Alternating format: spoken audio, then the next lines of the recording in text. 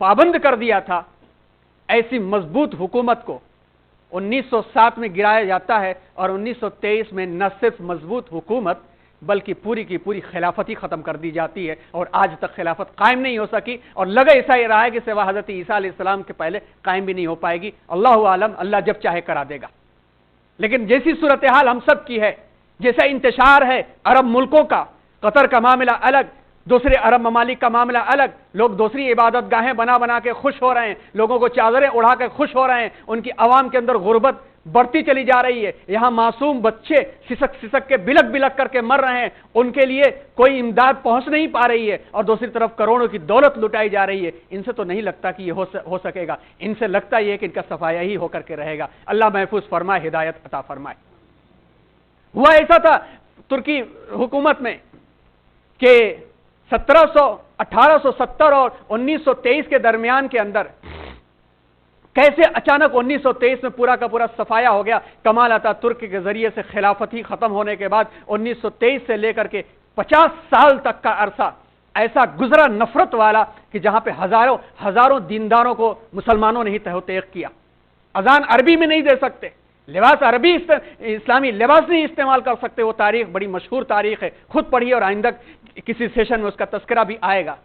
ہوا یہ تھا کہ جس وقت ترکی کے اندر نظام بڑھ رہا تھا، دنیا ترقی کے ساتھ آگے بڑھ رہی تھی، ان ترقیات میں ترکی کو نظام تعلیم بنانے کے ساتھ ساتھ اپنی یونیورسٹیاں، اپنے انسٹیٹیوشنز خود بنانے چاہیے تھے، انہوں نے خود نہیں بنایا، مجبوراً ان کے بچوں کو باہر جانا پڑا پڑھنے کے لیے۔ اس نظام تعلیم سے جب ینگ ترک پڑھ کر کے واپس آئے تو اس ایجوکیشنل سسٹم کے زہر نے صرف چند سالوں کے عرصے میں، گویا 15 سالوں کے عرصے میں ایسا صفایا کیا کہ آپ دیکھیں کہ 1200 سال کی محنت پر 15 سال میں پانی پھر گیا۔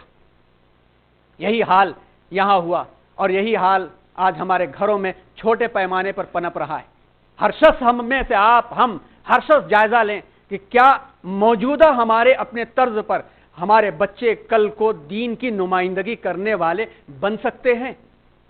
جواب مل جائے گا کہ ہم نے اسلام کے جھنڈے کو اپنا اوڑھنا بچھونا بنا دیا۔ جہاں ہمیں اچھا دکھتا ہے وہاں ہم اتحاد کی بات کرتے ہیں، اور جہاں اپنے گروہ کی بات آتی ہے اسلام کے جھنڈے کو کنارے کرتے ہیں، اپنے گروہوں میں بٹ کر کے کنارے ہو جاتے ہیں۔ محرم الحرام منایا جا رہا ہے، سال گزشتہ یہ عنوان بہت تفصیل کے ساتھ آیا تھا۔ ہر شخص، ہر ایمان والا اس بات کو جانتا ہے اور یقین رکھتا ہے کہ جس کے دل میں عشق رسول ہے اس کے دل میں عشق حسنین بھی ہوگا۔ سیدنا حضرت حسن رضی اللہ تعالیٰ عنہ، سیدنا حضرت حسین رضی اللہ تعالیٰ عنہ کی محبت اسی طرح سے ہمارے دلوں کے اندر ہے جیسی محبت حضور اکرم صلی اللہ علیہ وسلم سے ہم سب کو ہے، کیونکہ ان کے خانوادے کے جنت کے سردار اور ان سے اعلیٰ اور افضل اس دور میں، ان کے دور میں کوئی اور نہیں تھا۔ اتنی محبت رکھنے کے باوجود ہم بھی رکھتے ہیں، وہ بھی رکھتے ہیں، ہم بھی لڑ رہے ہیں، وہ بھی لڑ رہے ہیں۔ لڑ کس بات پر رہے؟ اسلام کو ہم نے اوڑھنا بچھونا بنا لیا۔ مساجد کے اندر بیانات بھی ہو رہے ہیں، چل رہے ہیں، ان بیانات کے اندر وہی سارے بیانات جن بیانات کو سن کر کے اب عاجز ہو کے کنارے ہم نکل چکے۔ حالانکہ ہر دور کے لیے اللہ تبارک و تعالیٰ نے قربانی دلوایا تھا، اسی لیے علامہ اقبال نے ایک موقع پر فرمایا تھا، ابتدا اسماعیل انتہا حسین۔ جس قربانی کو رب عزت نے سیدنا ابراہیم علیہ السلام کے ذریعے سے کروانے کی کوشش کیا تھا، اس قربانی کو اللہ تبارک و تعالیٰ نے حضرت حسین رضی اللہ تعالیٰ عنہ کے ذریعے سے پورا کیا، اور ان دونوں بھائیوں کی قربانی خلافت راشدہ کی روح کی حفاظت تھی، اسپرٹ کی حفاظت تھی۔ کیسے؟ حضرت حسن رضی اللہ تعالیٰ عنہ اپنے زمانے میں، اپنے وقت میں حضرت علی رضی اللہ تعالیٰ عنہ کے بعد سب سے زیادہ مستحق تھے کہ وہ خلیفہ بنے۔ اپنے معیار کے اعتبار سے، اپنے دین کے اعتبار سے، اپنے تدبر کے اعتبار سے، اپنی سیاسی بصیرت کے اعتبار سے، اپنے خانوادے کے اعتبار سے، الیکشن کے اعتبار سے، سلیکشن کے اعتبار سے، ہر اعتبار سے خلیفہ بننے کے لائق تھے۔ طاقت کے اعتبار سے کہ 40,000 کی فوج تیار تھی، جب چاہتی تو امیر معاویہ رضی اللہ تعالیٰ عنہ کا مقابلہ کر سکتی تھی، لیکن انہوں نے ایک اپنا قدم پیچھے گھسیٹ لیا کہ ابھی چند سال پہلے 1 لاکھ کے قریب مسلمانوں کا خون آپس میں بہہ چکا ہے، اسی طرح سے خون بہتا رہے گا تو اسلام کی نشر اشاعت کہاں سے ہوگی؟ ایک قدم گھسیٹ کر کے انہوں نے اتحاد کر لیا، 20 سال تک امن و امان کے ساتھ اسلام پھیلتا رہا، ہزاروں کی جانیں بچ گئی۔ یہ ہمارے لیے ایک بہت بڑا سبق ہے کہ ان حالات میں بھی اگر ہم یہ سمجھتے ہیں کہ ہم صحیح ہیں، ہم سمجھتے ہیں کہ ہم صحیح ہیں، اپنے آپ کو ہم سمجھتے ہیں، انفرادی طور پر سمجھتے رہیں، مگر اجتماعی معاملات کے اندر سیدنا حضرت حسن کا سبق کیوں بھولتے ہیں؟ سیدنا حضرت حسین کا بھی سبق ہمارے لیے بہت بڑا سبق ہے۔ یہاں پر انہوں نے اتحاد کر لیا تھا، مگر یہاں اکیلے تنے تنہا نکل پڑے، اتحاد نہیں کیا۔ وجہ یہ تھی کہ یہاں پر حضرت حسن کے سامنے امیر معاویہ رضی اللہ تعالیٰ عنہ جیسا شخص تھا جو صحابی رسول تھا، مگر حضرت حسین کے سامنے کرپٹ شخص تھا، کرپشن کے ساتھ کمپرومائز نہیں کیا جا سکتا۔ آج کرپشن کے سامنے جو لوگ جھک جا رہے ہیں اور کہہ رہے ہیں کہ یہی خدائے وقت ہیں اور ان کا مقام صحیح، ان کا کام صحیح ہے، یہ چند دنوں کے بعد اسی کرپشن کی لپیٹ میں آ کے ختم ہو جائیں گے، تو جو ساتھ دینے والا ہے وہ بھی اسی میں ختم ہو جائے گا۔ حضرت حسین رضی اللہ تعالیٰ عنہ کا کہ جو شہادت اور قربانی کو بھول کر کے ہم قربان گاہ اپنے آپ کو بنا لیتے ہیں، کم از کم وہاں نہیں تو اپنے گھر میں تو ہم کرپشن کے خلاف لڑ جائیں، گھر میں کرپشن کے خلاف لڑ جائیں۔ گھروں میں کفر پل رہا ہے، گھروں میں فحاشیاں پل رہی ہیں، گھروں میں شرک پل رہا ہے، کب اس کی خبر لیں گے؟ یہ سبق ہم سے ملتا ہے کہ اگر انفرادی طور پر، جیسا کہ ابھی ایک قریب میں ایک بڑے مبصر نے ایک بڑی نکتے کی بات پیش کی، کاش ان کی بھی باتوں کو سنا جائے، کہ انہوں نے اس بات کو پیش کیا کہ اگر ہم 4 لوگوں کو سدھارنے کا، 4 لوگوں کے دلوں تک پہنچنے کی کوشش اگر کر دیں، 4 لوگوں تک پہنچنے کی کوشش کر دیں تو بہت زیادہ دن نہیں ہے، کم دنوں کے اندر ہی انسان پوری کی پوری 1 کروڑ 15 اور 25 1 ارب 25 کروڑ تک پہنچ سکتا ہے انسان۔ کوشش وہاں تو نہیں، کم از کم گھر میں تو کریں۔ ہمارا بچہ ہم سے دور جا چکا ہے، اس کے دل کو تو ٹٹولیں کہ بیٹا ایمان تمہارا کہاں ہے؟ وہ نبی کو نہیں جانتا، ایمانی چیزوں کو نہیں جانتا۔ یہ تو بڑے پیمانے کی چیز تھی، آغاز تو یہیں سے ہوا ہوگا نا۔ یہاں پر بھی آغاز اسی بات سے ہوا تھا کہ جب ٹیکنالوجی ڈیولپ ہو گئی تھی، ترقی آ گئی تھی، اور اجتماعی طور پر حص مرنے سے پہلے انفرادی حص مرتی، اجتماعی تو بعد میں مرتی ہے۔ وائرس ایک کو لگتا ہے، 1 سے 2 اور 2 سے 4 اور 4 سے جماعت اور پوری بھیڑ کو کھا جاتا ہے۔ آئیے اس سبق کو ہم سمجھیں، اس سبق کو سمجھ کر کے اپنے گھر میں ہم جائزہ لیں کہ ایمان ہمارے سروں پر ہے یا ہمارے پیروں تلے آ چکا ہے، اس کو صحیح کرنے کی کوشش کریں۔ وہ مسلم حکمراں ضرور رہے، لیکن اسلام کے عطا کردہ اتحاد و تنظیم اور تکمیل کے جامع منصوبے کو بروئے کار نہیں لائے۔ یعنی اسلام جو لیڈنگ کے لیے آیا تھا، اور اس لیڈنگ کے لیے اقرا کے سبق کے ذریعے سے ایجوکیشن فار آل کا نعرہ پہلی مرتبہ اس نے دیا تھا، جس نے بلال حبشی کو آقا بنا دیا تھا، جس نے اسامہ ابن زید غلام کے بیٹے کو آقا بنا دیا تھا، اسی اسلام کے ماننے والے ان حکمرانوں نے اسلام کی چادر کو نیچے بچھا دیا، سروں کے اوپر نہیں رکھا۔ یہ بھی نتیجہ یہ ہوا کہ جھاڑو کی طرف سے صفایا ہو گیا۔ اندلس میں اموی حکومت ایک مرکزی حکومت تھی۔ یاد رکھیے اسلام کے اندر مرکزیت کی بہت اہمیت ہے۔ نقطہ، پوائنٹ، سینٹر، ایک سینٹر کی بہت اہمیت ہے۔ یہ سینٹر ظاہر سی بات ہے کہ نیچر بھی ہے۔ جب ہمارے کروموزوم کا ایک سینٹر بکھر جائے تو ہم کچھ سے کچھ بن جاتے ہیں۔ کروموزوم کے نیوکلیس کے اندر بگاڑ پیدا ہو، اس کے بگاڑ کے نتیجے میں جب بچہ کچھ سے کچھ بن جاتا ہے تو پوری کی پوری اجتماعیت میں بغیر سینٹر کے کہاں سے انسان آگے بڑھ سکتا ہے۔ اندلس میں بھی عمومی حکومت تو کم از کم جیسی بھی تھی، مگر ایک سینٹرل حکومت تھی جس کی وجہ سے وہاں پر ایک مقام تھا۔ مگر جب یہ سینٹر ختم ہوا، چھوٹے چھوٹے اپنی حکومتیں بنائی گئیں۔ مرابطین اور موحدین نے آ کے صرف سہارا دیا پیچھے سے، ایک گرتی ہوئی دیوار ہے، اس دیوار کو تھوڑا سا پلر لگا کے بس سہارا ہی دیا جا سکتا ہے، باقی اس دیوار کو سیدھا نہیں کیا جا سکتا۔ انہوں نے آ کر کے سہارا دیا، لیکن انتشار جو شروع ہوا تھا جس کی وجہ سے یہ سمٹ گیا۔ یہ سبق بھی ہم کیوں بھول جاتے؟ اس سبق کو چلیے بہت بڑے پیمانے پر ایک دن ہی میں نہیں کیا جا سکتا، لیکن کم از کم اپنی مسجد کو تو مرکز بنا کے اپنے آپ کو مسجد کے اطراف کیوں نہیں ہم لا دیتے؟ اللہ تعالیٰ نے ایک بات اسلام کی خوبصورتی یہ رکھی ہے کہ اسلام حکومت اور قیادت میں بھی اوور آل من حیث الکل لیڈ کرتا ہے، اور وہ نہ ہو تو اسلام گروپ میں بھی ہمیں اتنا ہی ویسے ہی لیڈ کرتا ہے، وہ نہ ہو تو انڈیویجول انفرادی طور پر بھی ہمیں یوں ہی لیڈ کرتا ہے۔ چلیے حکومت کا تو کیا رونق، وہ ایک عارضی شے تھی، نہیں دنیا کو آئینے مسلم سے کوئی چارہ، مگر وہ علم کے موتی کتابیں اپنے آبا کی، جو دیکھے ان کو یورپ میں تو دل ہوتا ہے سی پارا۔ لٹا دی ہم نے جو اسلاف سے میراث پائی تھی، سریا سے زمیں پہ آسمان نے ہم کو دے مارا۔ چلیے اتنی بڑی ہمارے پاس حکومت نہیں ہے، اپنی مسجدوں کو تو آباد کر لیں، مسجد 2.5 घंटे 1.5 घंटे के लिए नहीं बनाई गई हैं, वो 2.5 घंटे के झोपड़े नहीं हैं, वो इस्लामिक मरकजी सेंटर हैं जहां से अमन और उखुवत और ईमान की हवाएं चलती हैं, जहां से लोगों का काम होता है। कई मरतबा इसकी बात आ चुकी है। आगे बढ़ें, लोगों को बुलाएं, मस्जिदों तक पहुंचाएं, पहले खुद को पहुंचाएं, उसको मरकज बनाएं। कम से कम जिन मकामात को मस्जिद को मरकजियत की शक्ल दे दी जाएगी, वो मकामात कम से कम अल्लाह के सामने जवाब दे सकते हैं कि अल्लाह, हमारे पास यूं ताकत थी, हमने कम से कम ये मरकजियत तो जिंदा की। मुस्लिम हुक्मरानों ने, अक्सरियत ने अपने जाती या खानदान मफाद का ही ख्याल रखा, मिल्ली और कौमी सतह पर कम सोचा और इससे कम उस पर अमल किया। इसी वजह से ये असरात गवर्नरों और वालियों पर भी पड़े और उन्होंने कौमी मफाद की खातिर शोरिश किया। यानी हुक्मरानों ने अपने औलादों को ज्यादा समझा, गुनाह इनका 1000 खून माफ, और रियाया ने शहजादे के रास्ते में सिर्फ रास्ता काट दिया तो सूली उनके लिए। ये मजालिम बहुत हुए और ये मजालिम के दास्तानें सिर्फ वहां पे नहीं है, हमारे हिंदुस्तान में भी बहुत है। शाह के सामने यूं झुक करके सलाम 3 मरतबा कर दिया, 6 मरतबा नहीं किया तो सजा उसके ऊपर। शाह के सामने पीठ फेर करके चला गया, यूं झुका हुआ फर्शी सलाम देते हुए नहीं बढ़ा तो वो सजावार, वो गुस्ताख और वो बागी। जिस रब ने अपने अलावा किसी के सामने झुकने से मना किया था, उस रब के नुमाइंदे जो सुल्तान जिल्लुल्लाह कहलवाया, जिन्होंने अपने आप को, उन्होंने जब ये हरकतें करवाई तो फिर अल्लाह तबारक व तआला ने बड़ा मौका दिया, और मौका देने के बाद जब सफाया हुआ तो सूरत हाल सामने।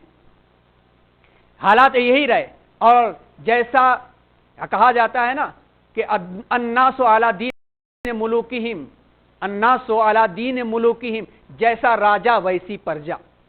तो राजा ने जो किया, गवर्नरों ने भी वही काम किया, गवर्नरों के मातहतों ने भी यही काम किया। बड़ा जब करप्ट होता है तो उसका असर नीचे तक जाता है। सर में करप्शन तो पैर तक भी मामला जाता है, तो नीचे से ऊपर तक जब सिस्टम करप्ट होता है तो यूं ही दीमक की तरह से दीमक अंदर अंदर खाते हुए सड़ा देता है।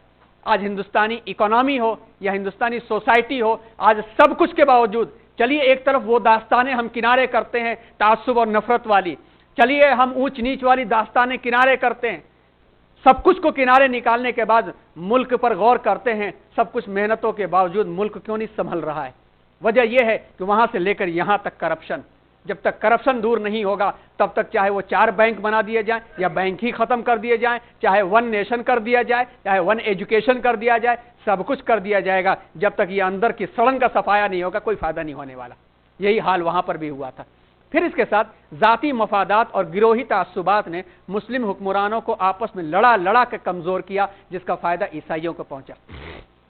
मेरे बेटे को तख्त पर बैठाना है, 12 साल का है, भाई ना बैठे उसको मरवा दिया। कितनों को मरवाया गया है, ये दास्तानें हमारे सामने हैं। तो फिर क्यों हम कह सकते हैं कि कौन जुल्म किसी और ने किया, दूसरे मुत्तहिद होते गए। इसी तरह से अंदलुसी मुस्लिम हुक्मरानों का मिल्ली और इस्लामी शऊर, यहां पे जो बात कही जा रही है इन जनरल एवरेज में कही जा रही है, चंद इससे मुस्तस्ना भी थे, अच्छे भी थे, जिनका तस्करा आ चुका है।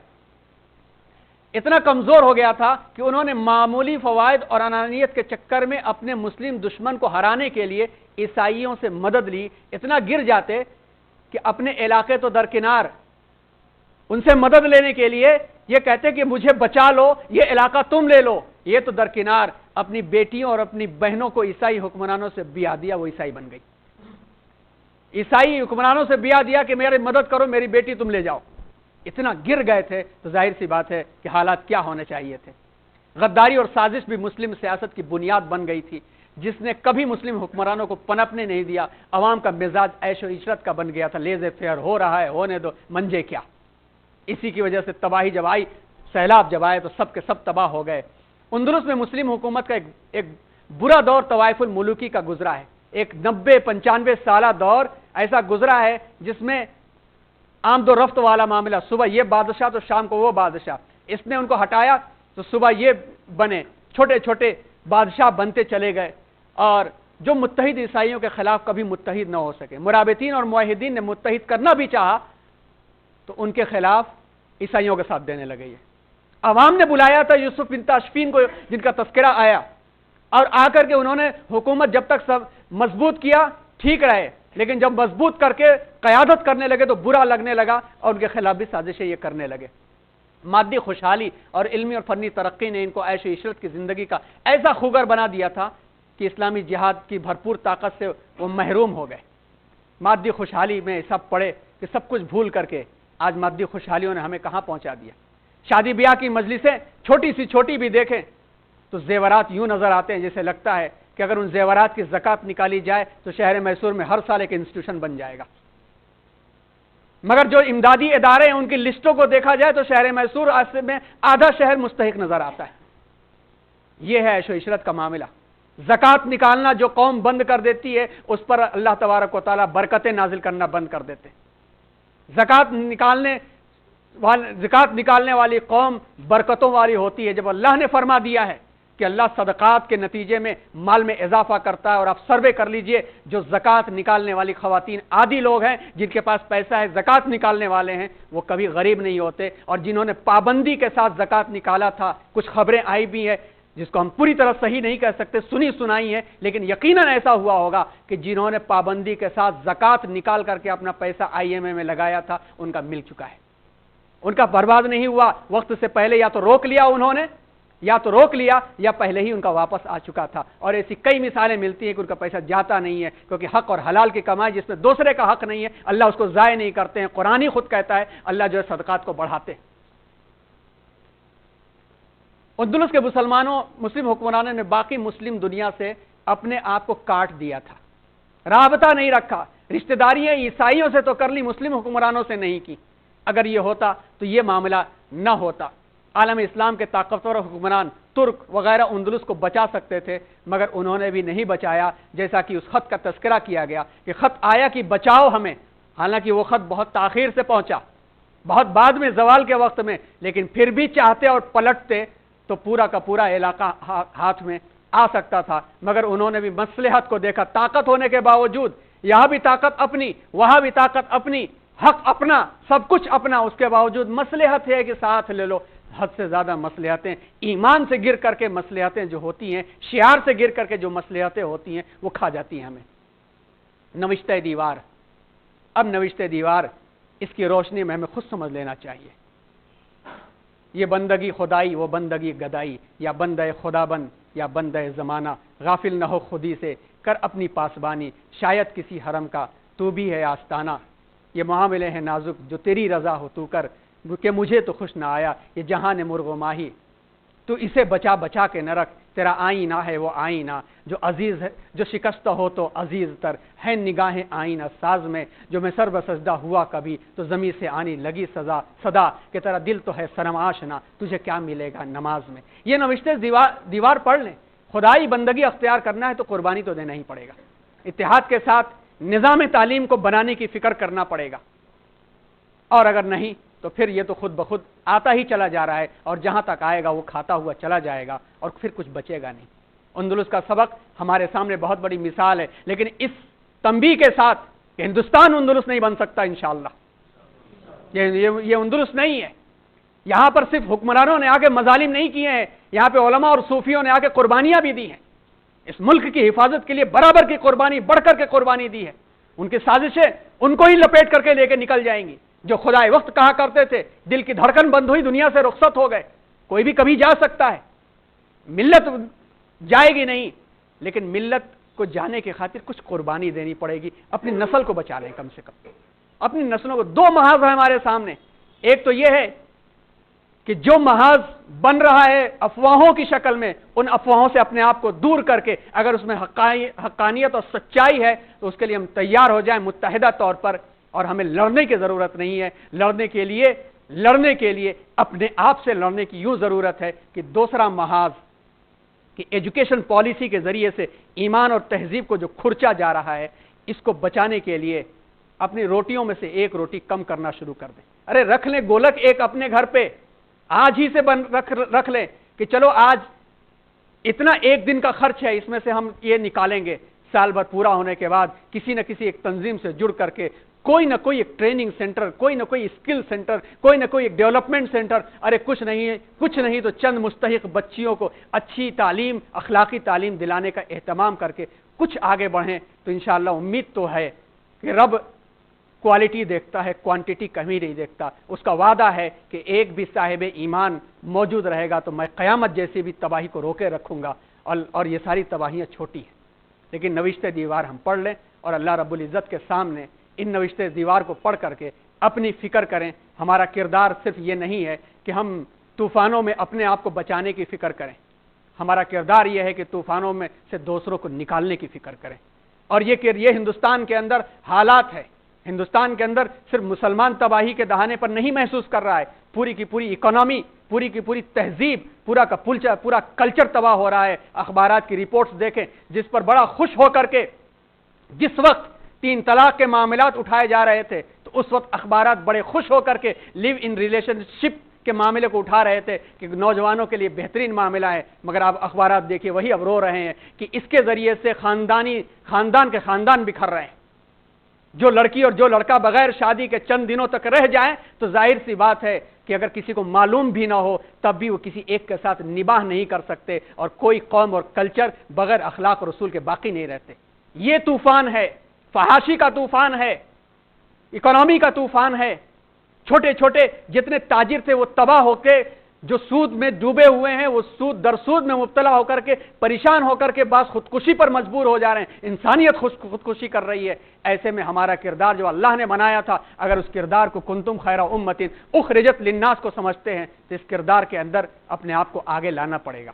اپنے آپ کو لانے کے واسطے یہ تقریریں، یہ خطبات، یہ گلے بھرنا یہ کسی کام کے نہیں ہے۔